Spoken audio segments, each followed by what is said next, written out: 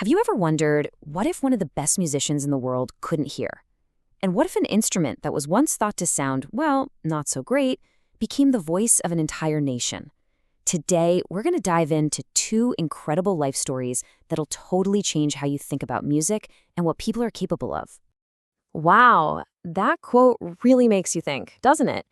It's saying that even though she couldn't hear with her ears, she could feel music in a special way, maybe even better than we can. And that's exactly what our first story is about.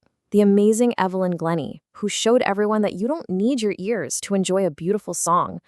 So let's start our journey. Picture a quiet little farm in Scotland. You probably wouldn't expect one of the world's greatest musicians to come from a place like this, right? But that's exactly where the story of Evelyn Glennie begins, and her totally new way of thinking about sound.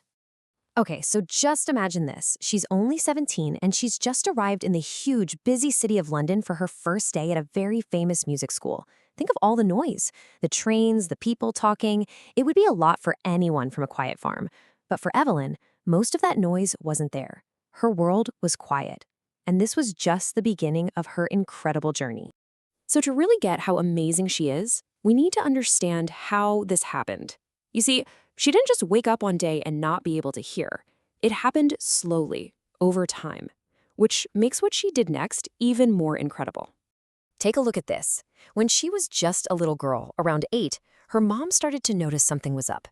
By 11, it was confirmed. She was losing her hearing. Now, for a lot of people, that might be the end of a dream about music, but not for Evelyn. Look at this. At 16, when things were getting quieter for her, she decided music was going to be her whole life. And the very next year, she went for it, auditioning for that big music school. Isn't that just amazing? Her dream got bigger and louder as the world got quieter. But here's the thing. She had a little help. While most of her teachers thought, how can a deaf person play music? One teacher saw something special in her. He didn't see a problem. He saw a possibility. And he told her to try something totally different. And this is what he said. Don't listen through your ears. Try to sense it some other way. That one little piece of advice from this percussionist, Ron Forbes, changed everything for her. It was like he handed her a key to a secret door. And it worked. She said, suddenly I realized I could feel the higher drum from the waist up and the lower one from the waist down. Isn't that cool? Her whole body became like an ear. She could feel the vibrations of the music, the high notes in one part of her body and the low notes in another. She wasn't just hearing music anymore, she was feeling it all over. And from there, she was unstoppable. She ended up getting one of the best scores ever at that famous academy. And get this, she learned to play around 1,000 instruments. 1,000! She became one of the most famous percussionists in the entire world. But what's really special is that she gives free concerts for people in prisons and hospitals. She's a true inspiration, especially for deaf children, showing them that anything is possible. Okay, so from Evelyn's amazing story, let's travel to a totally different part of the world. We're heading to the colorful and vibrant country of India to meet another musical genius who changed everything for his instrument and for his country. And here he is, Ustad Bismillah Khan. This man was a true legend. For so many people, the music he played wasn't just a collection of nice notes. It was the sound of home. It was the sound of India.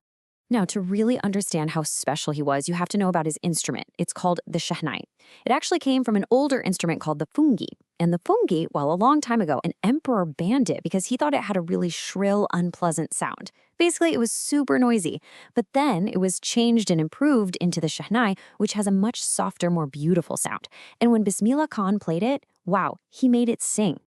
And his music wasn't just for fancy concerts. No, it was everywhere. It became the soundtrack for India at a really important time in its history. His songs were all about hope for a brand new, independent nation. You can see some of his biggest moments here.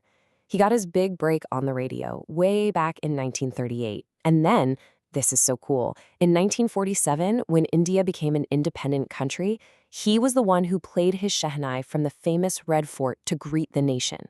Can you just imagine that? The first sound of a new country was his beautiful music.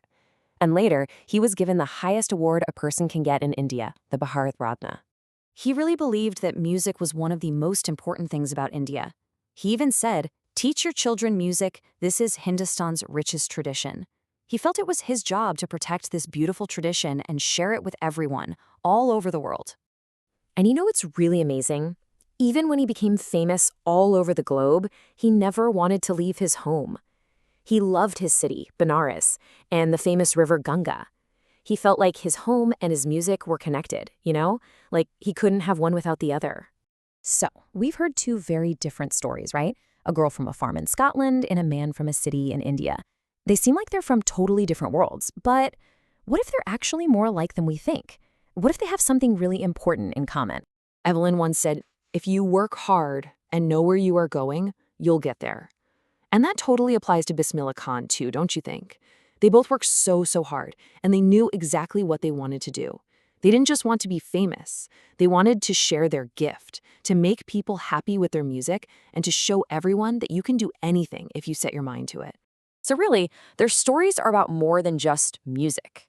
They're about something bigger. They teach us that sometimes the hardest things we face can actually become our biggest strengths. Whether the challenge is not being able to hear or an instrument that no one likes, these two showed us that with enough passion and hard work, you can turn any kind of darkness into the most beautiful light.